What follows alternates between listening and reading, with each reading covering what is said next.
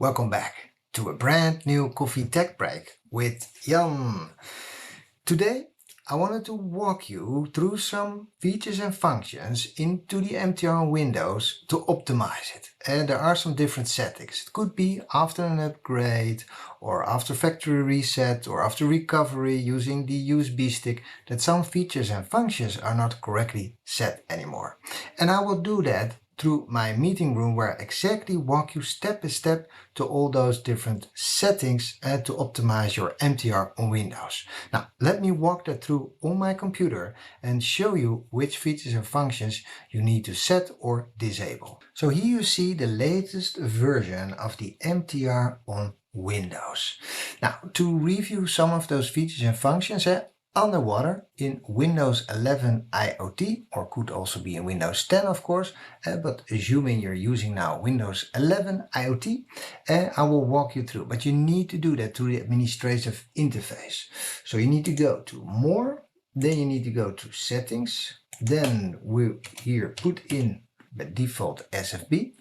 Now we need to go to the Windows part there, so we click on Windows. Now here we are in the Windows 11 IoT administrative environment. See that there's under the hood, so on top of this we're running the Teams application.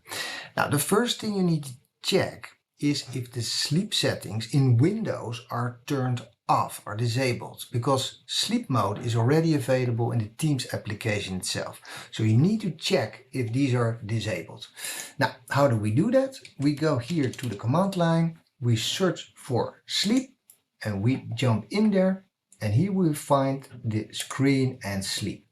Now check if these two are disabled. So you gotta go in here. So we need to put them to never. So we don't want to have the screen to sleep or the computer to sleep, because this will break the whole MTR on Windows setup. So as I said, sleep mode is already in that Teams application.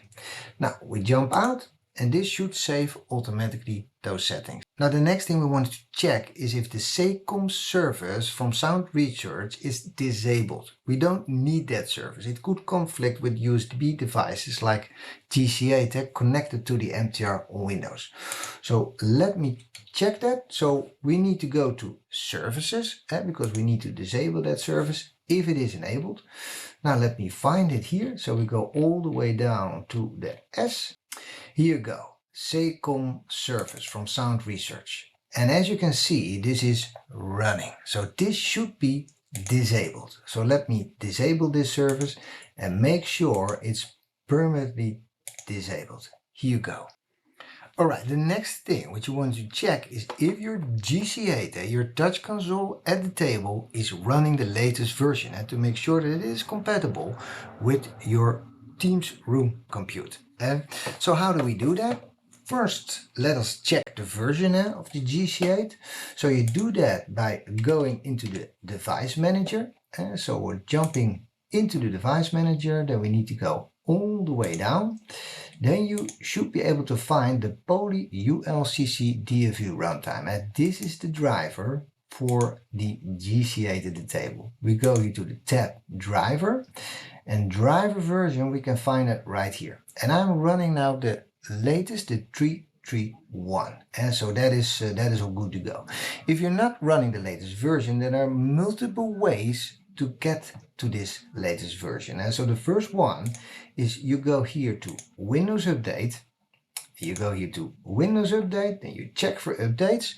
If it doesn't find anything, you can also enable under Advanced Options, Receive updates for other products. You can enable that. So that should look a bit further than what's available for Microsoft at the moment on the devices also that are connected. If that still doesn't work, because you got to make sure that you are on the latest releases to be compatible, then you go into the browser, GC8. So then you find your direction to the Poly support website, and under support releases, you should be able to find the 141. That is the latest release as of now. And so you should be able to check that. Now from here you download the application, and after you've downloaded, you unpack it and this will give you and present you with this directory. There's one install, so make sure your GC8 is connected. You click on install. Could take some time, so it could also go black for a while. Don't stress out, just get an extra cup of coffee and the installation should complete. It should at the end automatically come back and you check if it has the latest version. If that's not the case or anything goes wrong, you can always do a factory reset of the GC8 and run this again. And then you should be ready to go with the latest release of your Teams computer. Now these were just some tips and tricks, so if you're running into anything with your MTR on Windows, just walk through those different features and functions to see if these are configured correctly. Besides updating to the latest Teams app, to the latest Windows operating system, then you should be ready to go. Hopefully this was useful and I'm looking forward to see you in the next video.